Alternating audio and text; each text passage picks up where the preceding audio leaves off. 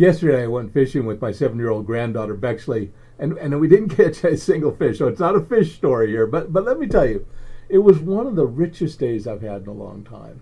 See, we packed up our gear, our tackle box, fishing rods, worms, all that stuff, and headed down to the river, just the two of us. And she helped load the car and help unload everything when we got to our spot.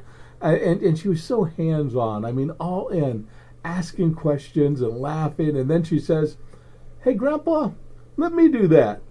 She wanted to bait my hook. Now, of course, I bait my hooks a lot myself. But this wasn't about getting it done, right? This wasn't just about baiting a hook. It was about letting her step in, letting her grow.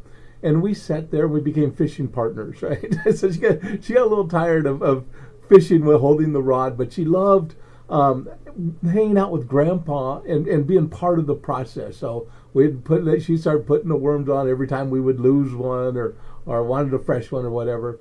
And we were just talking, and she told me about her life, about her friends, about her little brother, and we talked about animals and the classes and different activities that she's involved in, and anything that popped into her little head. It was just terrific.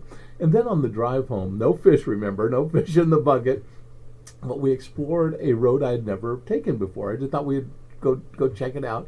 And in a fenced pasture, we spotted a small group. It wasn't really a herd, but I don't know, there were probably 5 or 6 buffalo, right? Bison. It was amazing.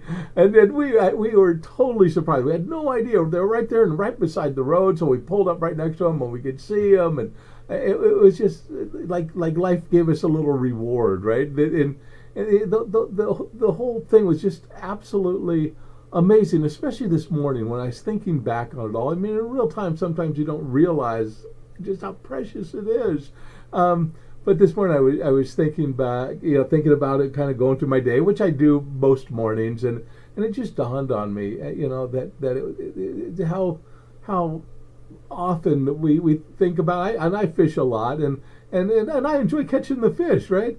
But so often it's not about catching the fish. It's about catching moments, whether it's that moment of reflection or that moment with someone, and it's catching conversations. In the case yesterday, I mean, that was so much more valuable than any fish we could have got, and catching that little look in her eye, and just that feeling that says, thank you for being here with me. And anyway, so here's my encouragement to you. Don't wait for the fish to bite, right? Be there for the moment, whatever the activity is, going to the park or going for a walk or doing whatever it is, and sometimes the magic is just in the process and just being together. So anyway, that's the message for this morning. So here's to slowing down and showing up and letting people who we love, bait the hook every once in a while, right? Let them be there with us and be involved with what we're doing. And so anyway, here's to being jolly and kind and serving with purpose, and to each of us following our own true north pole. Talk to you next time. Bye.